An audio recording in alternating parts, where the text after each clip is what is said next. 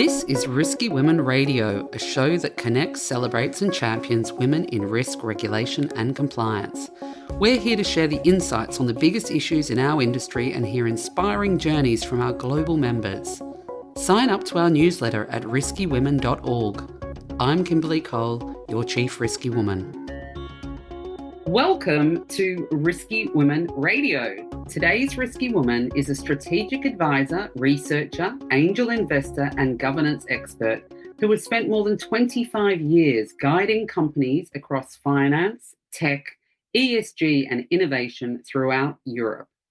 From fundraising and market expansion to cyber ethics, democracy development and social cohesion, she brings a rare interdisciplinary lens that connects business, policy, science and academia. Based in Paris, she is an author, lecturer and contributor to thought leadership across governance, technology and philosophy. With published research and books exploring the evolving relationship between ethics systems and society, a speaker at leading forums including Viva Tech and Women in Tech, she's also equally passionate about mentoring the next generation of leaders. So joining us today on Risky Women Radio is Katrin Gülden Le Maire. Welcome, Katrin. Thank you very much for the invitation, dear Kimberley. It is great to have you here. And I have obviously given this incredible overview of your career, but I'd love to sort of get a bit more into all of these incredible things that you've done. So your career, as I said, spans finance, tech, governance, and philosophy, which is a bit of an interesting addition. So tell us, what sort of pushed you into this multidisciplinary career instead of just sort of picking one lane? That's a really good question. I think it was a mixture of curiosity and determination. I actually decided when I was 17, 18 years old, I told my parents I wanted to study theology in London. I come from a small town in Germany, and they were absolutely apprehensive. So to much of their dismay, I did an undergraduate degree in theology in the mid-90s in London. And back then, it was regarded as a bit of a scandal because it was before the Bologna reforms. We had the German diploma, which was much more valuable. Why in Britain? And why the heck theology? And I was determined because I was curious and I wanted to find out why I believed what I believed, which I didn't. It left me with many more questions. But one thing, because it was a rather conservative small college, I didn't want to become either a pastor's wife nor a Sunday school teacher.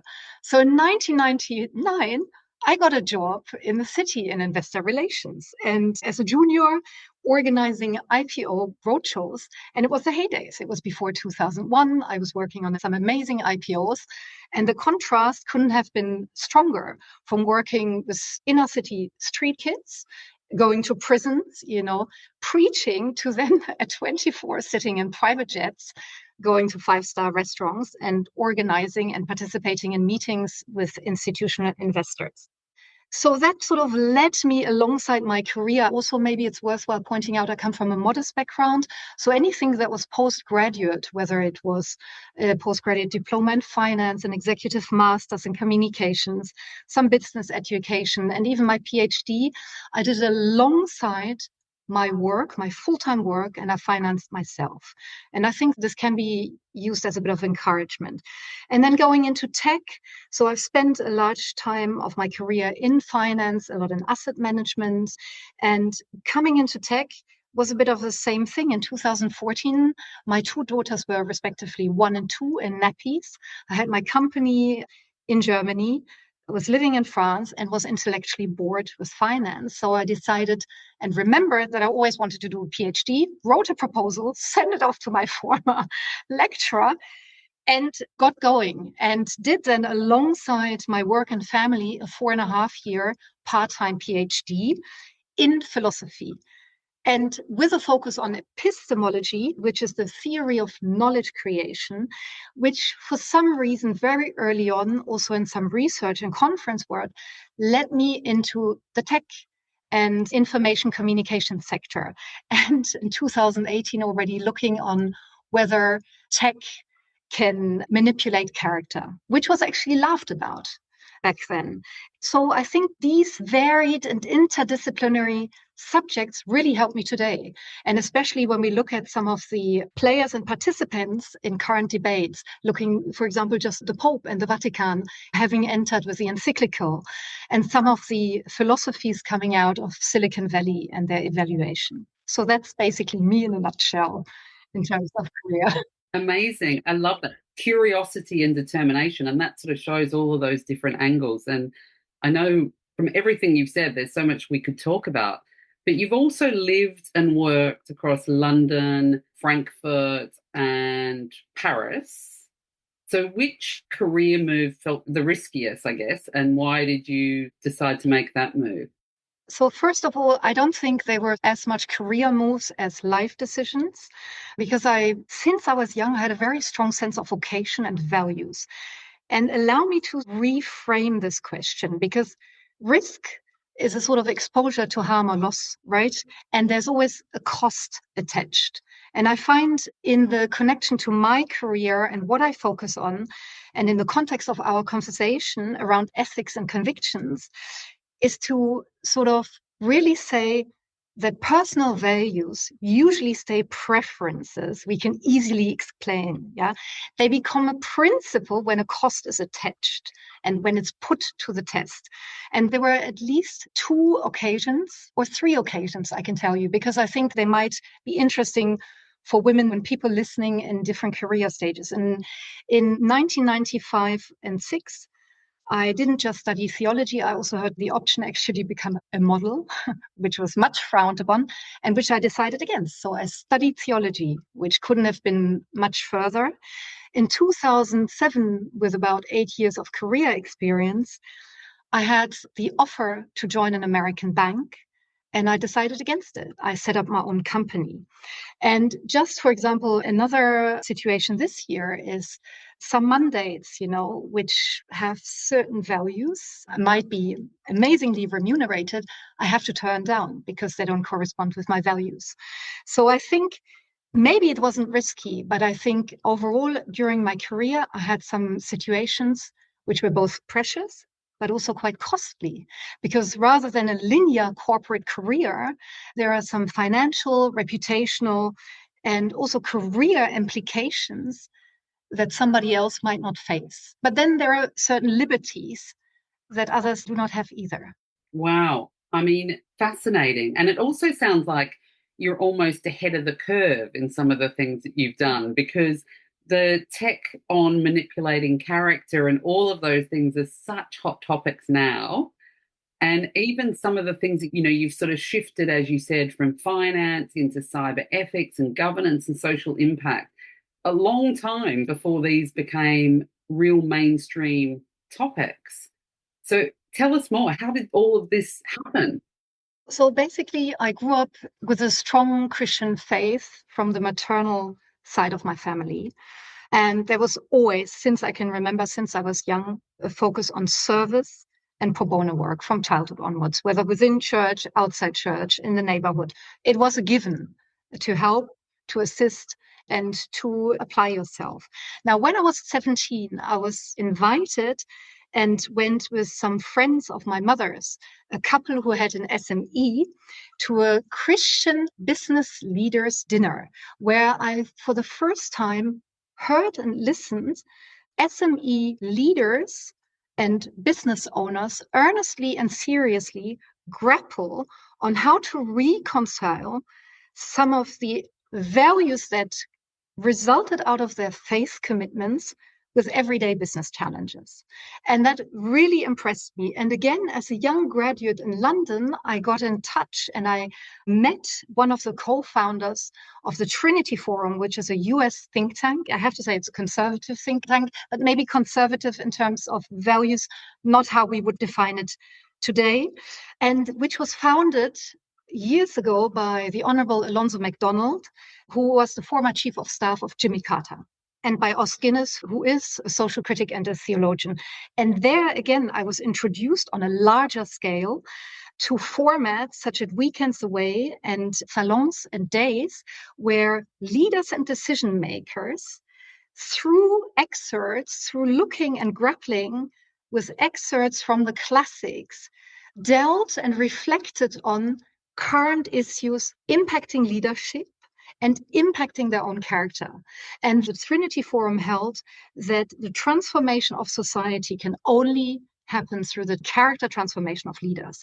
And I got involved, and I was the only young woman at the time with a couple of young men who said something and helped and did some pro bono work, setting up some of their meetings and bringing in friends, acquaintances, and people for their emerging young leaders program in Europe. And that was 20 years ago. And since then, I basically, on a pro bono basis, have not stopped to teach, write, and train on business ethics. Now, I think what is really interesting, because you mentioned mainstream.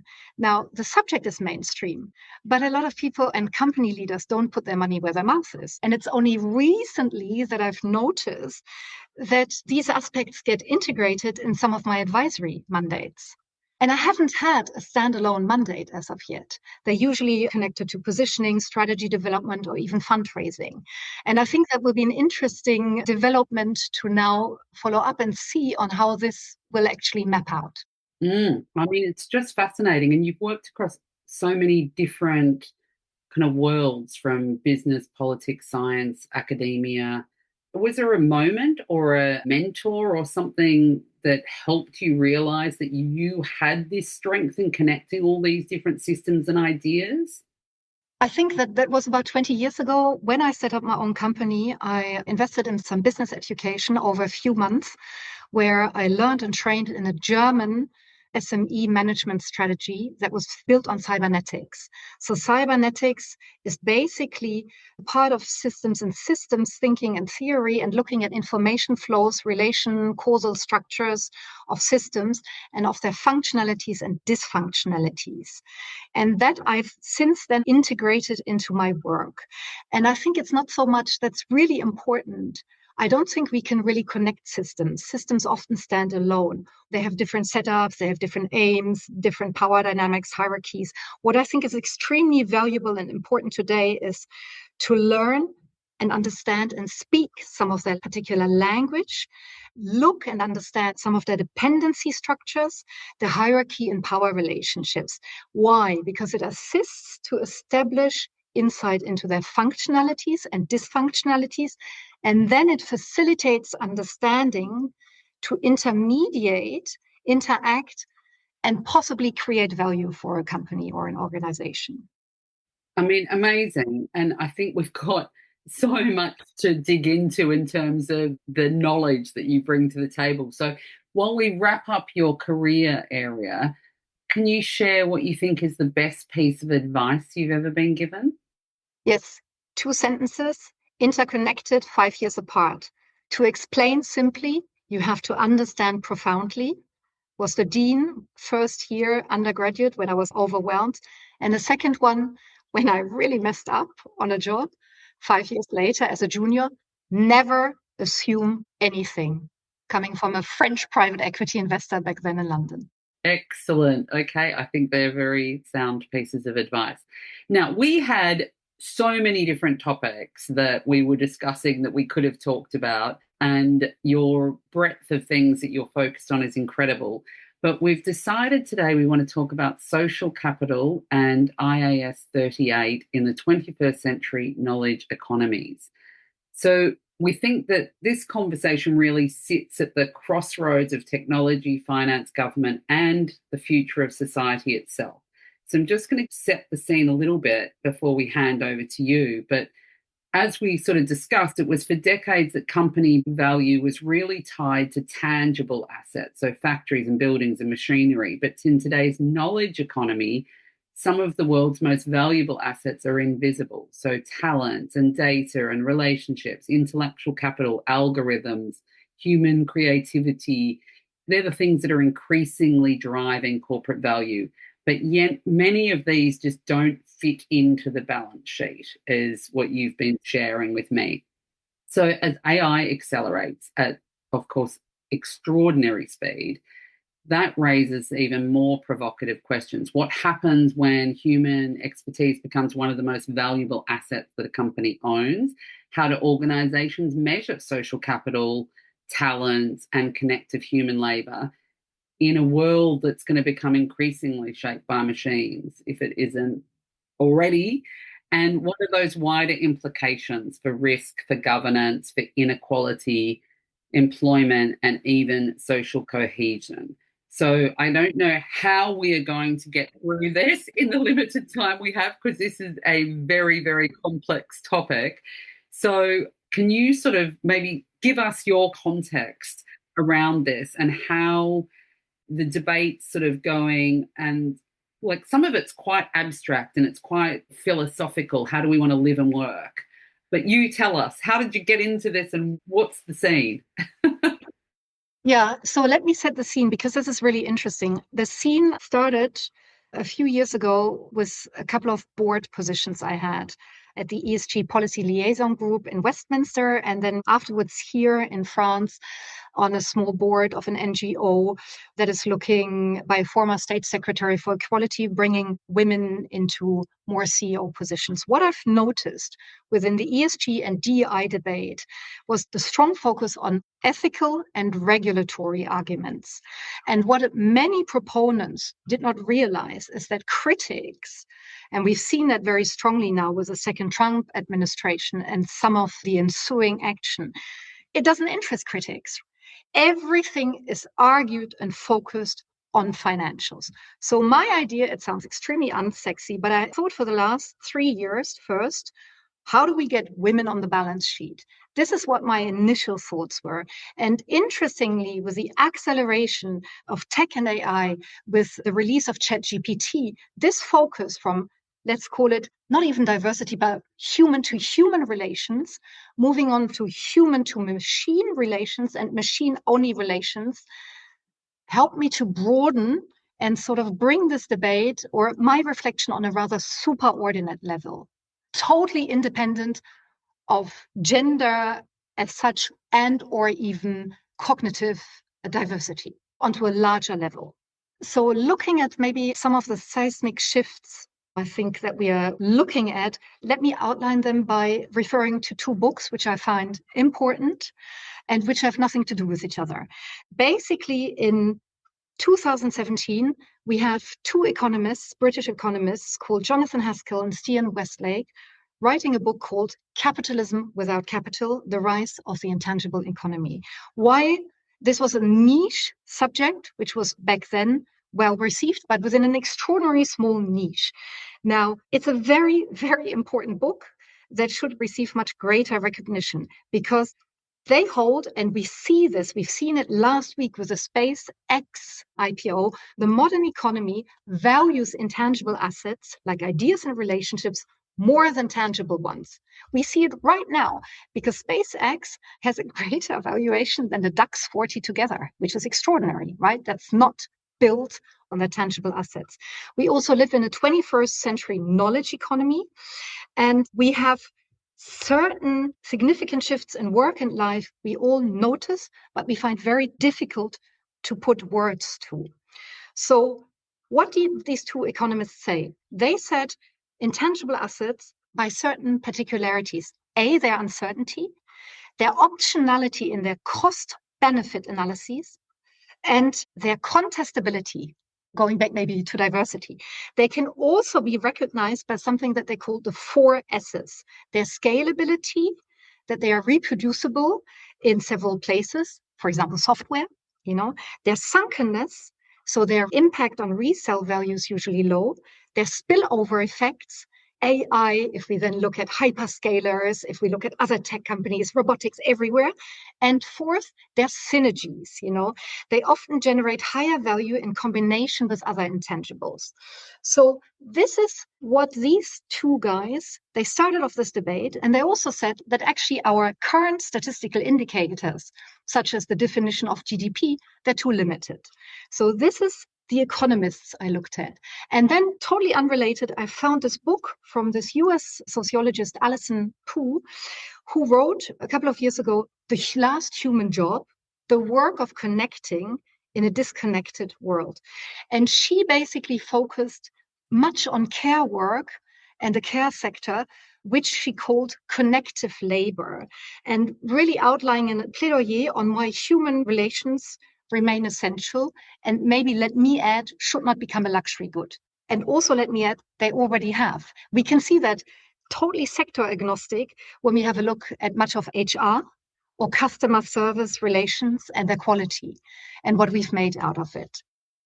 That is so much food for thought. My goodness me. I think I outlined and answered your first question already. So Yes, exactly. So then maybe where do we stand today? You know, you talked about seismic shifts and they're already at work. What's also that sort of potential impact around those different areas? So there is a strong impact because so we see a strong economic and business impact, but we cannot really grapple it because there is no clarified definition of social capital. So we have economists and sociologists at odds. That's really important to bear in mind. And really, when there's quite a bit of research, but can I say it sounds really harsh when I say it, because of its circularity and because of its internal focus so much, it's not transferable to business and it's useless. But when we look at some of the impact, it's significant on the social contracts. I think we all are aware at the moment of whether the big four, the big five, other large companies in other sectors saying they become much more efficient, letting whole layers of workforce go. So basically an erosion of the social contract, where as of yet, we have no idea what the impact will be on social cohesion, because the notion that the economy can absorb all this labor, or somebody like Palantir CEO Alex Karp, who says everybody has to suddenly be either neurodivergent or retrain as a carpenter or a plumber, it just doesn't hold up, right? So I think there are potential large effects. So that's overall society. We also have corporate effects that are quite strong, because if you look at the S&P 500 as one example, or the largest capitalized companies in the world, I think with SpaceX, it's now 9. They're all in tech, the 9 largest tech companies with a lot of intangible assets. Where does that leave both quoted and non-quoted companies and their valuations? Where does that leave portfolio managers and analysts? And how do we adequately put a company value onto our balance sheet even before we communicate it, define it adequately? So I think there will be a strong impact. What I don't see is there isn't a discussion yet. Yeah, and you said there's no real definition of social capital. So what is there, right? How do you define it? Well, how is it understood? And then how do you tie it in with the subject of intangible assets and IAS 38? Yeah, so basically, what is there? So social capital is both an economic and a sociological concept. It's disputed, and economists generally hold that there's nothing social about it, while sociologists generally think there's nothing economic to it. So what are we dealing with? We're dealing with the value of relationships, interactions, cultural particularities, shared norms, values, and comprehensions. We can sort of roughly summarize it as a psychosocial concept. What does it result in, potentially and actually? And this is where it becomes interesting, and we can sort of take off the esoteric layer. Above average creativity, loyalty, coherence, good management, contributions to innovation, growth, and value creation. So to date, this is almost impossible to adequately account for social capital. Why? Because it's part due to an outdated definition of IAS 38. What is IAS 38? For maybe those who are not in account, it was the International Accounting Standard Boards that deals with accounting standards. There were first drafts in 1977, so really quite old. It was published in 1998 and slightly amended in 2014. It does not deal and hold the complexity and impact that corporate developments such as R&D, patents and software, design and brands, structures and processes have on companies. IAS 38 does not properly reflect this. Now, this is an issue. Why? Because these two economists hold that through the increasing replacement of material assets in companies we have a shift and a development that is part responsible for underlying phenomena that are larger, such as lower productivity, increasing social inequality, deficits in the public sector, and stagnating financial politics. And I think we can see this, right? Once it's sort of spoken out, it's like, yes, that's it. I think it's really interesting. Challenging though, because if there isn't sort of real clarity on the definitions and how this all works, and you've got sort of a lot of debate, I'm not sure how you get a company to focus. So I'd love your thoughts on that. But also, you mentioned some of the other implications. And I was at a conference a couple of days ago, and there was a lot of talk about companies really should be taking responsibility for certainly the graduates, the lack of graduate jobs that we're seeing now because things are being replaced by AI, but we're going to end up with these holes in development that is part of that social contract that we used to have. Yeah, and I think what companies don't recognize now, first, what I see often when I deal with leaders, there's actually zero differentiation and clarification between what is efficiency, what is growth, and does any of the former actually lead to value creation? And the fact that now efficiency gains, however we might define them, actually might threaten license to operate in the medium to long term. And why is that? I think actually that is due to some non-rational, quite human factors such as fear, because a lot of leaders are overwhelmed by the complexity of what we're dealing with today, and actually by a lack of decision making. We always speak about decision making, but I think it leads to some sort of stagnation, being frozen, and a lack of decision making. And why? Maybe why? Because I know that we will speak about is what can companies do? Why? Because a lot of leaders focus or do not focus on what is most necessary right now, which is concerted and deep reflection. Many are very busy. I mean, I see some of the schedules of my clients, which are crazy. But when you dig, when you really say, what do you spend your time on? How valuable are those meetings? I think we can scrap about 70%.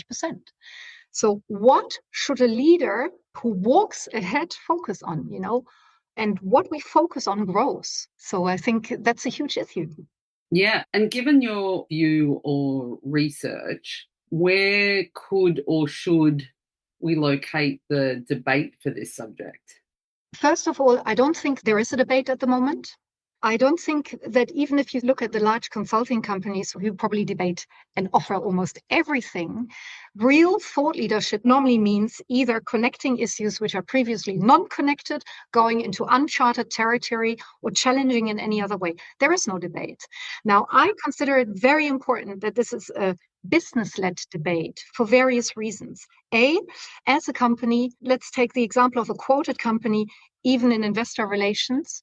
If we are word and speechless at the moment, I see that the fear of certain CEOs in front of investors and portfolio managers and shareholders and is extraordinary. But even if we don't know or cannot immediately pinpoint it, we have to give it some language. So what better than to say, here's an issue, there is a complexity we're trying to grapple with, we're trying to reduce.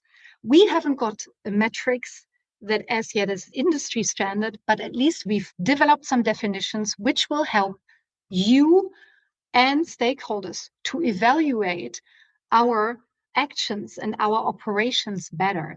Why should that be? Because we know that the regulator debate is focused on risk reduction, which certainly in Europe stifles innovation. In the US, it's so innovation friendly that it negates some of very important stakeholders, such as larger society. Why shouldn't it be scientifically led? Because that is something I learned in the last decade of working intersystemically, is that scientists and researchers love getting stuck in the nitty-gritty discussions, which have zero to do with business realities, hierarchies, politics, and a lot of the issues company leaders face. So that can aid, they might educate to a certain level, but only if it can become transferable. So I think this should be a thought leadership, business-led debate. And I've evoked it actually the other day with a client who wants to develop it a bit further of an S&P 500. So I'm looking forward to that. Yeah. Absolutely. And what would you define, or how did you sort of sell it to them as what would be the results of that change or focus? Whether the results are imminent or intermediate, I think we have to address it because it's a risk and compliance and governance issue. It's macroeconomic, it's global, and it's interacting with AI developments, climate change, geopolitics. So what do I say to my clients? We start reflecting. You know what? Funnily enough, leaders are so busy, but this is often one of the most threatening exercises they can do. Sit down and think and be challenged and maybe not arrive at immediate conclusion, but really grappling on what kind of impact this could have. How do we reduce complexity? How do we zoom in on an issue? What kind of questions do we ask? What is the quality of our questioning so that we can then focus on urgent and important subjects and issues or tasks related to that complexity that affect our excellence and our management model, basically, or operations. And I'm surprised, and I think that's actually political and has a lot to do with dominance dynamics, at how many leaders are hesitant to do so. Maybe out of fear for looking stupid, for not sort of owning a subject in a space anymore, because we're sort of all venturing out into the unknown. And I find it quite remarkable, and it's a shame, and it shouldn't be the case. And if we look at this with our governance, risk and compliance hats on, and obviously the roles and responsibilities of GRC are very broad. And often we get this view of, a lot of them are just focused on the governance and the regulatory approach, and it's all about cost saving or stopping fines, etc., to a broader strategic facilitating growth. What do you think, what's the impact of each of those perspectives, and how should GRC professionals be looking at this topic? I think there are different perspectives, and I think it's the board and the CEO and CFO, maybe possibly the COO, who will probably have a strong impact on what the GRC roles are thinking. And that's an unfortunate, but also because a lot of risk and compliance and chief risk and compliance officers come from the legal profession. They have never learned how to think interdisciplinary, let alone intersystemic. What can the impact be? It can be negative as well as positive, right? Depending whether I limit it to entity governance, tight entity governance, having a lawyer and a legal opinion on everything, and just following regulatory requirements. However, that is much likely to stifle innovation. And it can be positive, where it actually becomes part of the innovation process. It could be opened up, through town halls. These large subjects impact everybody. So we can think collectively across divisions and hierarchies, across generations. I'm sure there's so much capability and talent in companies that isn't actually arriving at C-suite level because discussions are so closed and seats at tables so exclusive. And within those tables, share of voices so reduced. So I think there could be an impact. And also upskilling. And upskilling fair and well, doing high-tech upskilling and AI, but it's low-tech upskilling. It's critical reflection. It's not just ethical. Ethics is part of philosophy. It deals with the notion of what is right or what is wrong. We have to have a more philosophical reflection, which is also metaphysics. Is it real? And epistemology. Is it true? I can only answer if it's right or wrong these days if I look at, is it actually real? And if it's true, these are important questions. So broaden business education and the notion of upskilling to not just high tech, but also low tech upskilling.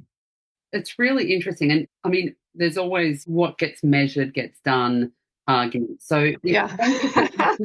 You've mentioned how we have to look at it, but if quantification of it remains really difficult, what kind of qualifications or metrics or things should be developed or adopted?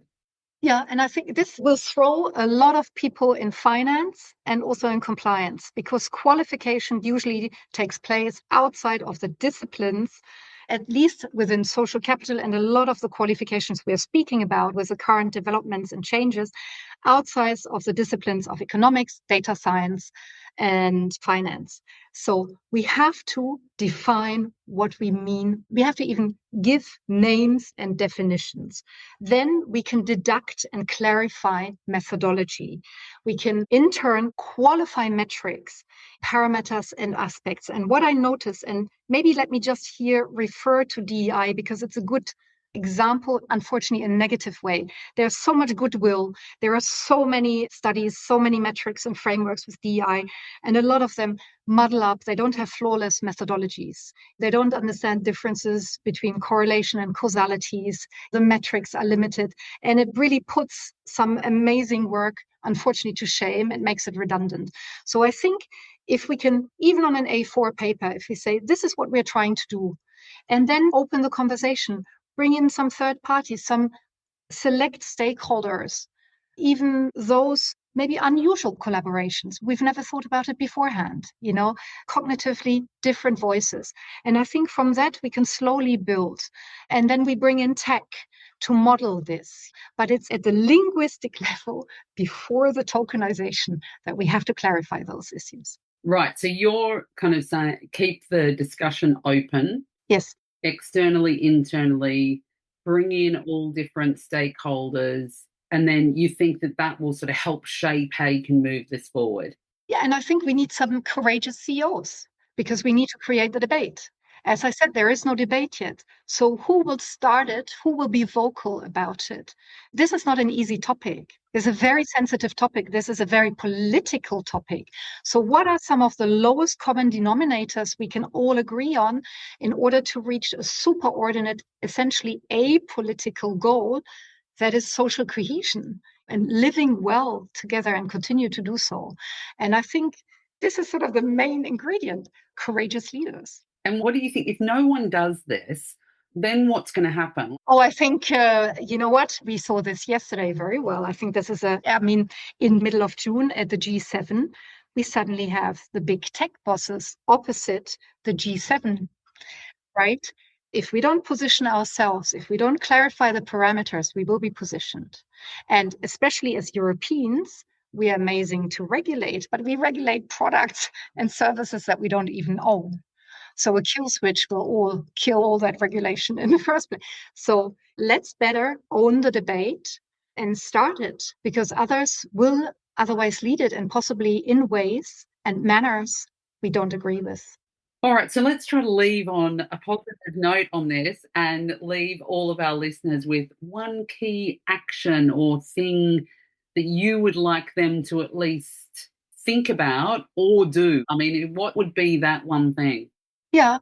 So the one thing is, take 1 and 2 pages are absolutely amazing. Forget crazy, huge presentations and write it down. Don't let AI do it. Take an A4 page and reflect for your company. What do we define by social capital in our company? And how do we put value into it? And what and where should it be on the balance sheet? How do I broaden it? These are sub-questions. Who do I invite into this discussion? What ethical and regulatory aspects would I like to see or would I like to avoid? What kind of language do I need to use? What is the limits of thinking we have reached? And who needs to own the subject in the company? Whose head is on the block?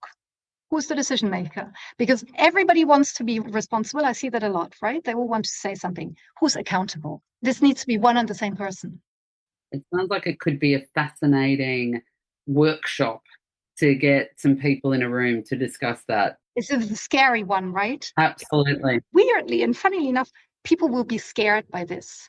Yeah, it'd be interesting to see who's leading the way on this. And I think if you could show that and people then have some kind of role models to follow, would also be ideal.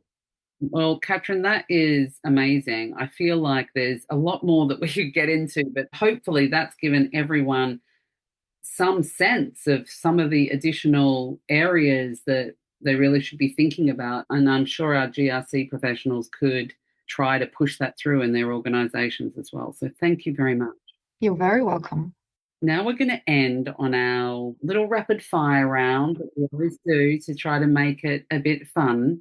So, as a risky woman, are you a risk taker or risk averse? A risk taker, on my knees praying, standing up with shaky legs and a straight back, and then jumping in. Excellent. And what's your leadership superpower? Integrity. Fabulous. And one word that defines your career? Tenacity. Excellent. Because you gave us a few good words, I thought, actually, in the introduction. Vocation and values and curiosity and determination. So I'm glad you could get another one. And a top skill required for the future? Two, they're connected. Hopefulness, because it's intrinsic to our human and organization license to operate. We can neither live nor thrive without it. And connected to it, curiosity, because it implies openness, literacy, tenacity, and flexibility. Wow. And let's end on a quote or a message to inspire our risky women for the year ahead. Well, it has to be Albert Schweitzer, who was Nobel Peace Prize winner of 1952, doctor, philosopher, and theologian, who said that setting an example is not the main thing in influencing others. It's the only thing. I love it. Well, thank you so much, Katrin. It's been absolutely almost mind-blowing to speak with you and go through all of these things. Incredible career, really fascinating the work that you're doing. And I hope that we can get together in London, Paris, somewhere and continue the conversation. Thank you, Kimberley. It was a pleasure. Thank you. Thank you for listening to this episode of Risky Women Radio. Be part of the ongoing conversation and learn more about our events and other programs at riskywomen.org.